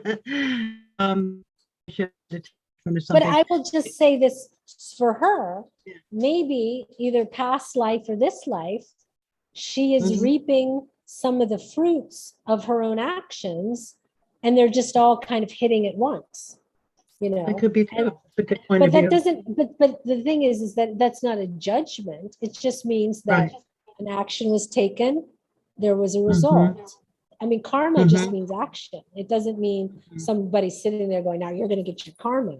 Because karma, we also have the karma of having a home, having a place to live, having food on our table, having clothes Mhm. to wear, having a healthy body, that's also our karma. So it's hard to pinpoint just one thing and say, oh, this is because. But my instinct is I would say if you believe you're cursed, you might as well be cursed. Mhm. She did come up with that idea at all. I would never even suggest Well, it we to her. want to know I was just- why. Just I for would me, say not focus on the why this is happening, but what can I do? What actions can I take now so that my next harvest of karma is leading me out of this into a more positive direction. And it may be that just like with what's going on with you, you're being told to go in another direction, and that the things that she's trying to do are not working because it's not what she's supposed to be doing. That's just maybe the Right. result, you know. And so So that the thing is, not having an attachment to a thing being a certain way, and Right. you know, needing it to be something that it may or may not ever really be, you know. that is true, because she does have lives in a fantasy world of outcomes. The thing is, when somebody's drinking from a straw under the mud, and that's all they've got left, it's hard for them. She doesn't actually. It's about You're really her- cutting in and out. I can't understand anything you're saying. Can anyone, and is she cutting out just Oh. for me? Okay, it was mine. Cutting out for me too. Okay, Sophia, your Okay. connection's not very good. So Can you it's hear? hard to even Can hear. you hear me? Not Can you hear me? really. Oh, No, I guess I'm not supposed to say it. Okay. Thank you very maybe you're not supposed to say it. much. So Yeah, let me go maybe. on to the next question. Let me go on to somebody else's question. We'll come back to you, but maybe you need to log in and log out again. Okay, Wendy has a question. Go ahead, Wendy. Let me just answer her question, Sophia. You're breaking up a lot, Sophia. And like even your movements like this. Go ahead, Wendy. Okay, so the question I have is related to once you do the card pull, so you can do the layout, set it out, read it, and then do oracle cards. Do you ever go back and say, oh, or the person has asked you, can you do me another one? like it wasn't like what they expected, or Yeah, if you had a reading, how long before you would do that same reading? So say somebody comes to you today and they ask Yeah. you for their love questions. How long before you would go and ask those same questions again, or ask spirit to help you provide those like insight again? Like 3 days, 3 weeks? well, there's a sort of psychology about it that I can tell you. People want an answer and they want an outcome. And the reason they come back is because they want the outcome sooner than it's happening. You know, and they especially if I'll give you an example. I have a guy who I read for almost every day lately because he and his girlfriend have broken up. He wants to know what she's thinking, what's she feeling, is she coming back? Is she changed her mind? How does she feel today? What is she thinking today? How does she think about me today? And it's like, you know, sometimes the real answer would be that you trust and allow, and you give yourself the time to see if what is predicted is true. You know, if there's a major occurrence that changes that you think could shift an outcome, then you might want to do it again. I don't think there's a real right answer. I mean, the standard answer used to be come back in 3 months, you know. Oh. But people want to know. And sometimes, you know, especially because I work on a psychic line, people will jump from psychic to compare readings. And people will say, well, I just talked to this psychic and they said it was going to be like this. You know, what do you say? And I always say, I don't relitigate other people's readings because I don't know what they told you. You know, I'll give you my first perspective, but I also don't really want to have to be judged because that person gave them a positive answer and I'm giving them a negative answer. I don't want to have to, you know, deal with that. So I usually just say, you know, I'm going to tell you what I see, but it may or may not be what this other person saw. Sometimes it is, sometimes it isn't. But I think it's up to the person. And am I still, because it said my thing is unstable. Okay. So Yeah, no, the we're other still thing able to is, hear you. I would say you have to act on your integrity in that situation. You know, if someone wants to spend the money with you and have a reading and have a reading and have a reading, that's their choice if it's giving them comfort. But most of the time, what I was going to say, the psychological thing is that your job at that moment is not to read the situation. Really, you can look at it, but what I tend to do is I try to get to the core of why did they want this answer so badly and why are they not willing to accept. You know, the other thing is too, like, especially with a lot of relationship readings, you're not telling somebody something. If they say that's accurate, you're really not even telling them something they don't actually know. They know it. They may not be willing to accept it. And then your job is to really help them to see how to accept the answer and to be brave enough to face the answer. You know, if the answer, if someone calls you and they're having a great relationship and they already know that they're going to get engaged and they're like, do you think I'll get engaged? And you say yes, you're just validating what they know. And then they kind of dance off into the night. But most of the people that come back and come back and come back aren't in a good relationship. They are not getting the answer that they really want, but they know it already. They know. It's like if someone says this relationship isn't working, is it going to work? And you say no. Well, your job, even in the first reading, is to empower them in some way to say, listen, if it's not this relationship, it's going to be another one. And then The next one, part right. of like the growth of your person, you know, part of the growth of finding a new person, sometimes it's painful. You've got to move out of something into something new. It doesn't mean that it's going to be painless. It means that, you know, it's not working, but how long do you want to stay in this pain of uncertainty? It's time to let this go. So you try to empower them in some way so that they feel good about the fact that something is not going the way that they want. You know, and people, you know, and also, you know, if I'm doing a reading for an 18-year-old person versus a 50 or 60 or 70-year-old person, my perspective is also different. It's colored by what I know about being 18. You know, when you're 18, are you really going to meet the one? Is this your soulmate? Is this your twin flame? Is this your, maybe, right. but probably not. That's funny. Probably not. Thank but you. I will tell you, I get people from India calling me. And that's a difference. They'll say, when am I going to get married? And depends on where they live in India. What is their culture? What is their background? How important is marriage? You know, in India, marriage is very important. People don't date. They're not dating around, going on dates. They meet They're their often spouse. arranged still too. Usually, well, I mean, they get to pick the person, but yeah. Right. But still, being married still to them do is the about arranged having process. status and safety. You know, but it's about having status and safety and a guaranteed future. You know, it's very important that they get married. It's very important that they're successful. So you have to also evaluate always, Like, what is the risk for this person? Is the risk very high? If this person doesn't get married, are they shunned by society? Or is it an 18-year-old American who's just going to have a summer fling and then 15 minutes later, she's going to meet a guy around the corner? You know, it's a different, so you have to also have those perspectives of who are you reading for? Where are they in their life? What is going on with them? You know, what is the Yes. likelihood of a 14-year-old Okay, so girl's first love being the only one? Yeah. So here's a fun card to pull. Can you pull a card for the energies for next week for this group?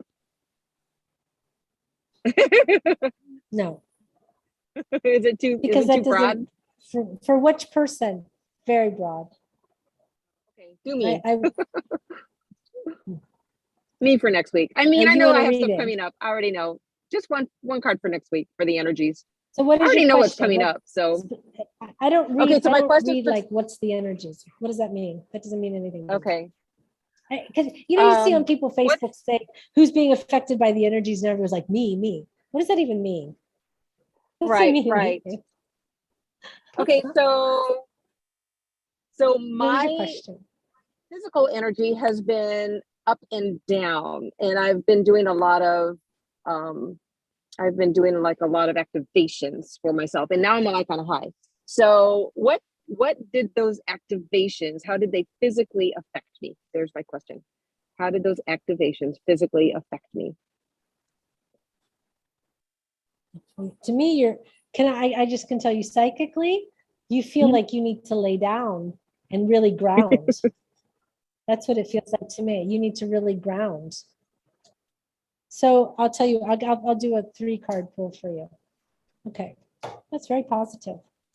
But it's positive and you're gonna, okay. So the first card I get is the sun. This is the most positive card I have. This means things, the sun shining on something, which means brightening it up, positive outcome, everything beautiful, just exactly what you would hope. It's people dancing in the sun, having a great, there's bright colors, it's spreading all over into your life. It's a very positive thing. The next Beautiful. card I get is the 10 of Cups, which is happiness overflowing, emotion overflowing, good, positive things. And then the card I get is the Death card. Now, I would take this to mean that this is a situation that is, It's the end of a cycle and beginning of a new. Yeah. yeah, and it's also, I would say, a dramatic shift into something else. So Mhm. whatever this you've done, whatever you've activated to do it, it's going to cause a big shift. You know, death is also about leaving old things behind and not being able to go back to them. I'll give you an example. I had a job once and I knew that I needed to leave the job. I knew I did. Well, didn't want to, basically. I didn't want to. And the company literally from one day to the next day ceased to be. Oh, gee. I thought I should have left because I took about 37 people down with me because I didn't want to leave. I didn't want to stop. But the company, like from Monday till Tuesday, it was no longer there. There was no company. There was no Yeah. job to go to. I didn't lose my job. My job just poofed into the ethers. It was gone. The company was gone. There's nowhere to Yeah. go.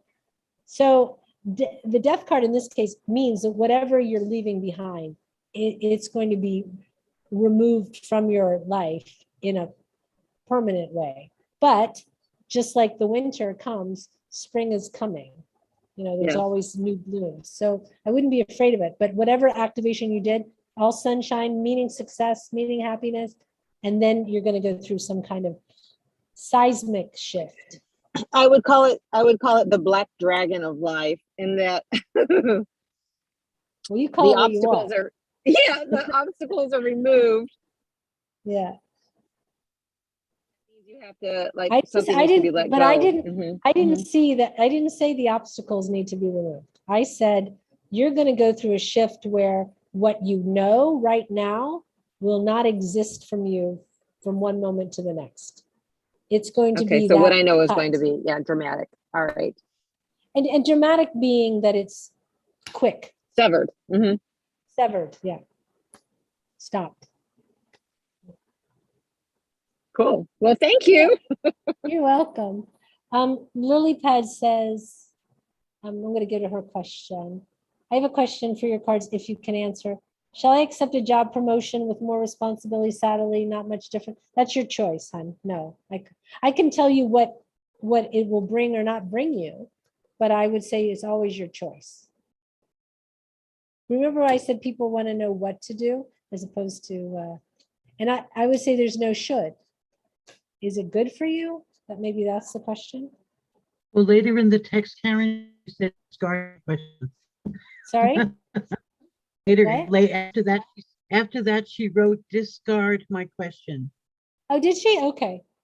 Oh, but thank you, Karen. I will tell you that the card, it does show that there will bring you a lot of satisfaction should you accept it. Okay, thank you, Karen. You're welcome. Well, I guess I needed to know the answer. Even I just say no, but I guess I need. Yeah. Thank you so much. You know, the game you can play with yourself when you're trying to make a decision, you can say, if my life depended on it, would I do this? That's how I do it. If my life depends on it, would I do it? Okay, Susan, go ahead, ask your question. I think this is, what time is it, guys? Because I'm not sure. We got 5 more minutes. Okay, great. It's, Okay, 12:55. Okay. okay.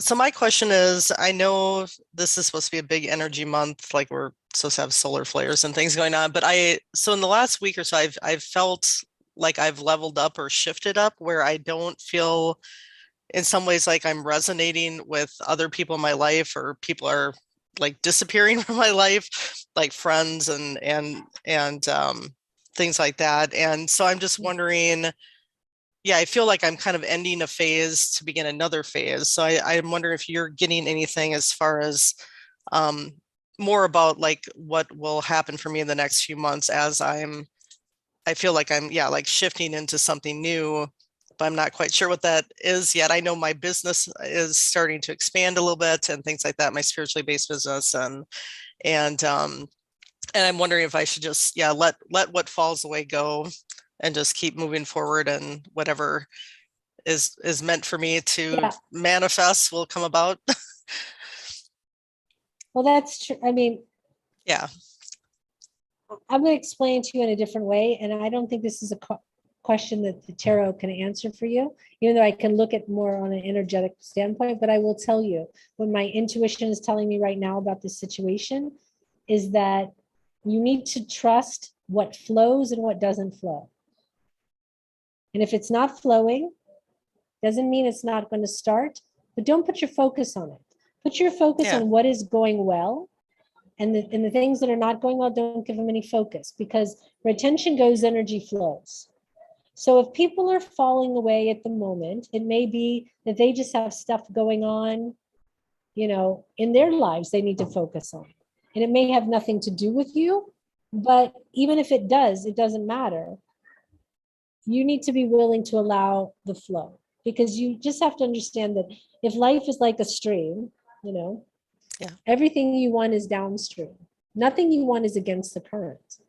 And of course, if you're setting the intention of building and growing, the universe is trying to answer you. And if whatever you're doing you start to feel resistant, then that's not what you should be doing. You know, we always try to think that we can wrestle something to the ground. If I put in more effort, effort is different than action. You can put in a lot of effort into your action, but if you're getting like tons of resistance and hitting a wall, then that's not where you should be putting your energy, especially when you're talking about growing like a spiritual based business. You really have to go with the flow. It doesn't mean you don't do hard work and hard hours and long hours of, you know, making your Facebook ads and building your business and creating your portfolio and putting a lot of energy into the fine detail of it. But if if you find that you're getting resistance in a certain area, things aren't working out, it just isn't coming together, it just means shift. Or look at it and say, is there something I'm missing here? Do an evaluation first. But most of the time, it means just move on to the other thing. When it comes to like energies and stuff like that, this is what I'll tell you about it.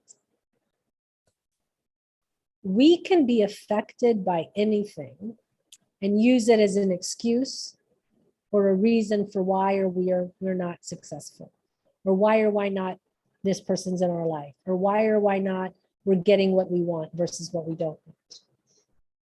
As a spiritual person, the goal is to move beyond the effects of the energies. Like, what is, to me, what does that really even mean? I mean, what does it mean?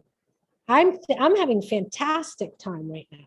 The energies for me are great. If I look at it on a daily basis of, if I'm going to judge my life based on the energies, I would say everything's spectacular. It's wonderful. I'm not being challenged by energies.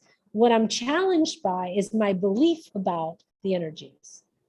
And the energies are not an excuse for why things are going well or not well. And the goal is to say, and the energy can be anything. But how am I perceiving it? How am I reacting to it? Am I even reacting to it at all? I mean, if you take this whole big wide world that we live in, there's a lot going on. If you were in the Ukraine right now, you're facing the challenge of your life.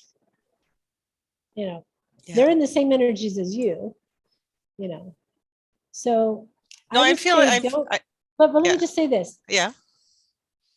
If you like I said to Safira, if you believe there's a curse, then there might as well be a curse. If you say, well, it's the energies, it's the solar flares. No, it's really what's going inside of you. Whatever's going on inside of you is reflected in your life. And the work has to be done inside, in your meditation, and not looking to the outside world to have good energy so that you can have a better experience. And what the guru here says is, if you're at peace inside, your world is at peace, despite the circumstance. But if you're in pieces inside, your world is in pieces. So if things are not going well, the work is done here, not out there. Your work every day should be, am I connecting to the divine energy? Am I connecting to my true divine nature, so that when I go to take an action, like working on my business or dealing with the people around me, I'm doing it from that beautiful, calm, centered space of knowing who I really am and knowing who they really are, despite the circumstances, despite the energies. Because the thing is, energies, they're like the wind. They're blowing, they're not blowing. It's hot, it's cold, it's raining, it's snowing. But you can still be perfectly centered, perfectly guided, because you're always divine. You're always, God having this human experience. But you don't have to be affected by the experience. Does that make sense? Yes. And I do that often. And I try to just be more of an observer and to feel my way through things. And the way that you become the observer is going into the meditation daily, not trying, but doing it daily. It's a practice. Yes, I struggle with meditation. I should do it more, and that is something. Taking that time every day. Can I tell you a big secret? There's no other place that you can do it. That's where it's at, in the meditation. That's where it is. That is our key to the door. And it doesn't come anyplace else. And I think that if you really knew that, you would go there. And I would encourage you to go there just to see if that's true or not, because that's really true. Yes. It doesn't mean, what I was saying to Safira, is it doesn't mean that if you do it, all of a sudden everything goes well. But it just means that you have the perspective to understand that the circumstance should not dictate whether or not you're happy, whether or not you feel successful. There's so much going well in your life that you can be appreciative of. And the other things you just, you allow them to pass by. You just allow them to continue. And you go towards what's working. And the other stuff, you're not attached to it. You don't need this to work. You don't need this to happen. You say, okay, obviously there's something that I need to experience over here. that might lead me in a different direction, but will still get me towards my goal. My guides always say there's a lot of life to live between here and there. So don't think, oh, I don't want that. I don't want any of that. I just want to go where I want to go. Well, allow yourself to sometimes be led down a crickety path that you weren't expecting that was going to show up. You know, you can do this. I don't see that you are not going to get where you want to be. I would just say, if you're flowing towards it easily, or if you're kind of Enjoy the fighting journey, allow the tides. journey. Yeah. Yeah, no, we don't, we can, I would say observe the journey. I do that too. Yeah. But I do Yeah. feel very happy, excited, at peace with how I'm feeling. And yeah, like I feel like there has been a shift, and maybe it's a collective shift that I'm feeling, but yeah, it feels just lighter and brighter and good energy coming in. Well, And so I'm excited for where it will lead. Yeah. Yeah. Yeah. And I know this That's is your a higher year of self calling you this forward. discovery for me, and that I'm supposed to, yeah, just go, Yeah. just discover things about myself and about my journey this year. But that was a beautiful message, and I resonate with a lot of what you're saying. And it's, yeah, it's quieting my mind, going within more, and setting aside more time during my day to do that. So Well, I mean, you only need 5 minutes. yeah. Yeah, I'm revisiting the Course in Miracles right now as part of doing that, of Yeah, but that's all observing my own action-oriented thought stuff. processes. I Yeah. understand, but that's all action oriented stuff. What I want you to do is be still. Yes. And that's always been a struggle for me. So I totally resonate that. I just, yeah. I think next week, that we'll do a part of our thing will be to learn what's called japa meditation, which will help everyone be still. I think we'll do that next week, and that will maybe help people to get that stillness, to understand what that means. Yeah. To get into Because stillness. I've been, trying to figure out, what works best for me to reach that state and stay there for a while, and to really, quiet, because I do, struggle with quieting my mind. So yeah, that would be great. That'd be a great help. Okay, we'll do that next week. All right, Well, are we everyone. gonna Well, we're skip- at the end of our thing, huh? I said, are we going to skip next week and do it on the 30th? Because next week is Easter Oh, week. Easter. Yeah, Yes. no, but Jim's back on the 30th, right?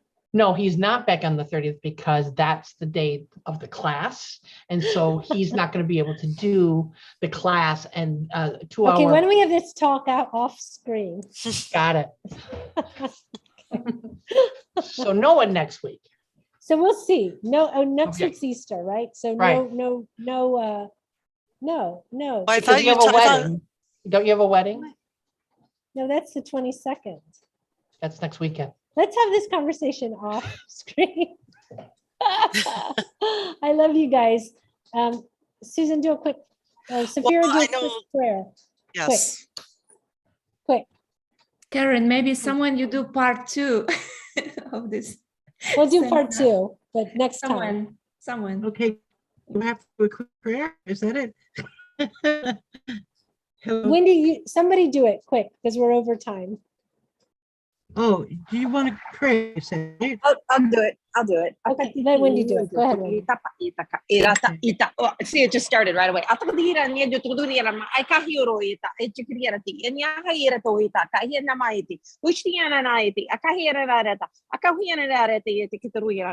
Do not worry about the energies around you. They are always going to be changing. Similar to the clouds and the sun and the sky, these energies can shift, and the important thing is to stay in your heart, and they will shift in your heart. You make the change. You make the change. You make the change. I'm not So validated by your prayer. blessings. Blessings, everyone. Thanks, everybody. We'll see you maybe next week, but I'll send out a notice. I'll let you know. Okay, much love to everyone. Much Thanks, love. Karen. Thanks for teaching Thank today.